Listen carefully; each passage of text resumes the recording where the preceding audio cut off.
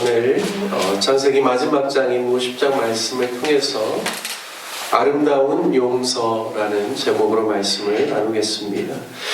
창세기 마지막 50장은 야곱과 요셉의 죽음을 다루고 있습니다. 야곱은 향년 147세로 하나님의 품으로 돌아가죠.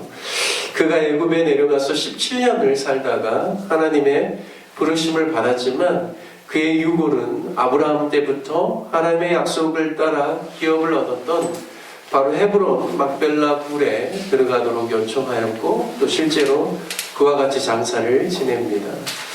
그의 유해가 가나안으로 옮겨지기 전에 애굽의 장례법을 따라서 오늘 본문에 보면 40일간 향으로 몸을 처리하고 또 애굽 사람의 그 70일의 애도 기간을 채운 후에 고센 땅에는 가축들과 어린 아이들만 남겨놓고 요셉의 온 집과 그리고 그의 형제들과 또한 그의 아버지의 집이 그와 함께 가나안으로 올라가서 그곳에서 이제 막벨라 굴에 장사했다라고 말합니다.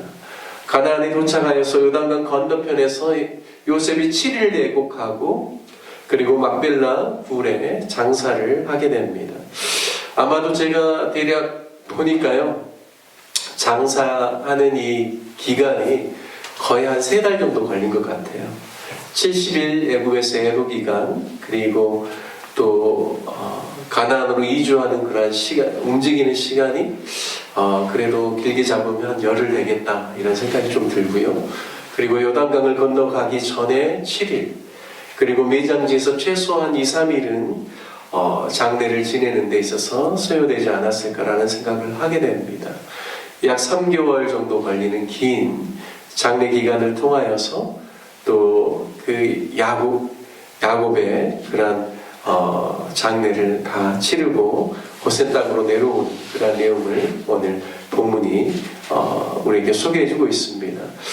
야곱의 장례를 치른 후에 고센 땅으로 오면서 요셉의 형들의 반응은 무엇이냐면 굉장한 두려움과 불안에 떠는 그런 모습을 또 볼 수가 있습니다.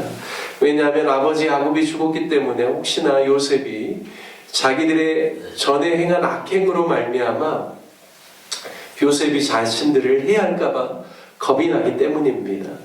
15절부터 17절 말씀을 보면 형들이 아버지의 부탁의 말씀을 인용하여 요셉의 마음을 살피고 있습니다. 15절부터 보면 요셉의 형제들이 그의 아버지가 죽었음을 보고 말하되 요셉이 혹시 우리를 미워하여 우리가 그에게 행한 모든 악을 다 갚지는 아니할까 하고 요셉에게 말을 전하여 이르되 당신의 아버지가 돌아가시기 전에 명령하여 이르시기를 너희는 이같이 요셉에게 이르라 내 형들이 내게 악을 행하였을지라도 이제 바라건대 그들의 허물과 죄를 용서하라 하셨나니 당신 아버지 하나님의 종들인 우리 죄를 이제 용서하소서 하며 요셉이 그들이 그에게 하는 말을 들을 때 울었다 말씀합니다. 요셉의 형들이 이와 같이 이야기하지 않았을지라도 분명히 요셉은 그의 형들을 해할 마음이 전혀 없었을 것입니다. 왜냐하면 17년 전에 바로 이제 그 가족들이 애국의 70명의 가족들이 내려오기 전에 그의 형들과 만나는 그 모든 과정 속에서 요셉이 자주 했던 이야기는 나를 보내신 분이 하나님이시다. 당신들 앞서 하나님이 나를 보냈다. 그래서 그들에게 좀 안심하라라고 그렇게 요셉이 여러 번 이야기를 했거든요. 그런 것들을 보면 이미 요셉이 형들을 용서했다는 사실을 알 수가 있습니다.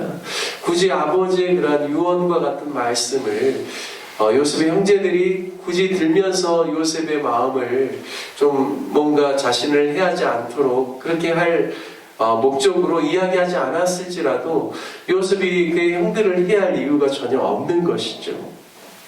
하지만 중요한 것은 오늘 17절에 보면 그의 형들이 어떻게 이야기하냐면 우리 죄를 이제 용서하소서라고 요셉에게 정식으로 이야기를 합니다. 용서라는 단어, 우리가 죄를 지었기 때문에 이제는 우리를 용서해달라는 이 표현이 창세기에 우리가 읽어보면 나오지 않거든요. 여기서만 나옵니다. 그런데 그 말을 들으면서 요셉이 이미 그 마음 가운데 형들을 용서하는 마음이 있었지만 형들의 그 이야기를 듣고 그 말을 들을 때 그가 울었다라고 말씀합니다. 이 울었다라는 이 표현, 이 울음의 의미는 다양하게 해석할 수 있겠죠. 용서해달라는 말을 형들이 직접 자신에게 하는 그러한 모습을 보면서 그것으로 인하여서 자신의 마음에 있는 그동안의 눌림이라든지 그 어려운 마음들이 일시에 풀어지면서 그래서 울었을 수도 있죠. 하지만 또 어떤 안타까운 마음 가운데 울었을 수도 있습니다. 나는 형들에게 용서하는 그런 마음을 이미 다 보여주었는데 여전히 형들은 내가 자신들을 해할까봐 저렇게 두려워하는구나라는 생각 가운데 안타까움의 눈물을 흘렸을 수도 있습니다. 어떤 울음에 그 의미를 담고 있는지는 모르겠지만 중요한 것은 형들이 요셉에게 용서를 구했고 요셉이 그 이야기를 들으면서 울었다라는 것입니다. 그리고 19절에 보면 두려워하지 말라라고 하면서 내가 어찌 하나님을 대신하겠습니까? 라고 이야기합니다. 이 일이 하나님으로부터 당신의 뜻을, 하나님의 뜻을 이루기 위해서 하나님께서 행하신 섭리인데 내가 마치 애굽의 통치자가 된 것이냐, 형들에게 해를 가하거나 형들이나 또한 형들과 함께하는 그 가족들에게 내가 어떻게 악을 행하겠습니까? 라는 그런 의미로 내가 어찌 하나님을 대신하겠느냐라는 그런 말을 합니다. 21절 말씀에 보면 두려워하지 마소서 내가 당신들과 당신들의 자녀를 기르리이다 라는 간곡한 말로 그들을 위로하고 있습니다. 요셉이 참 아름다운 신앙을 우리가 볼 수가 있는 대목이죠. 그리고 얼마나 그의 형제들을 사랑하고 있고 하나님의 안목으로 그 모든 그 가족들을 돌보려고 하고 있는지 요셉의 마음을 오늘 50장 말씀을 우리에게 보여주고 있습니다. 요셉은 철저히 하나님을 인정하고 그를 경외하며 하나님이 주신 마음으로 말하고 행동하는 모습을 볼 수가 있습니다.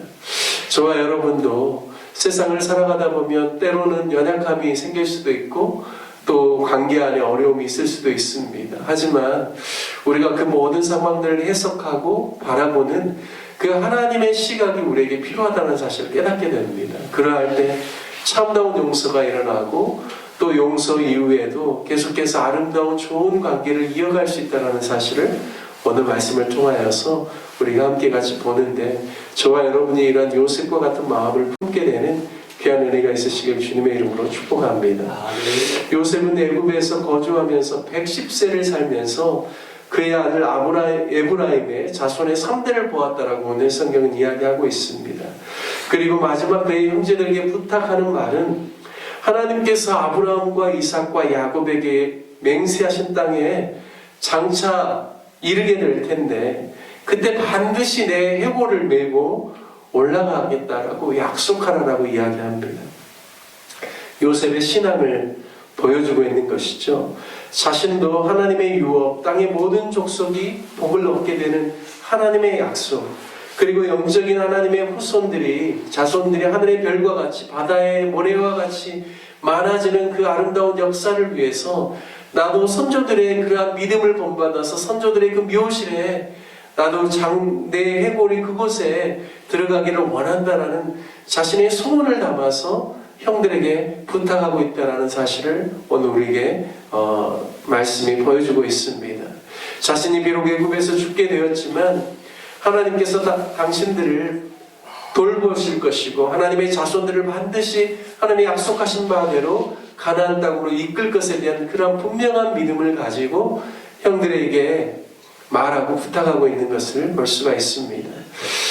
저와 여러분도 요셉의 이런 아름다운 신앙을 본받아서 우리가 늘 하나님의 유업을 소중하게 여기고 하나님의 기업이 번성하기를 간절히 소망하고 우리 인생 다 하는 그날까지 정말 우리를 통하여서 하나님의 나라가 이 땅 가운데 임하고 확장되어지고 주님 다시 오시는 그 재림의 때까지 계속해서 복음이 증거되어지고 하나님의 구원의 역사가 펼쳐지는 일을 위하여서 우리 모두가 요셉처럼 쓰임받게 해달라고 그 유업을 내가 결코 포기하지 않겠다라고 고백하는 그런 귀한 믿음의 역사가 있는 저와 여러분 되시기를 주님의 이름으로 축복합니다.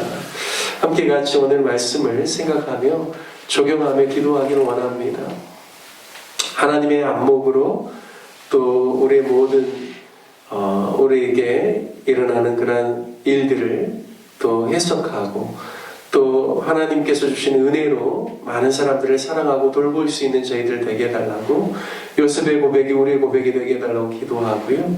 또 한 가지는 또 요셉이 그의 손조들의 묘실에 들어가기를 원하였던 것처럼 하나님의 유업과 유산을 귀하게 여기고 그 믿음을 이어갈 수 있는 우리가 될 수 있도록 기도하면 좋겠습니다. 특별히 우리 교회를 위해서 기도할 때 오늘 주일 예배에 드려지는 모든 예배를 위해서 기도해 주십시오.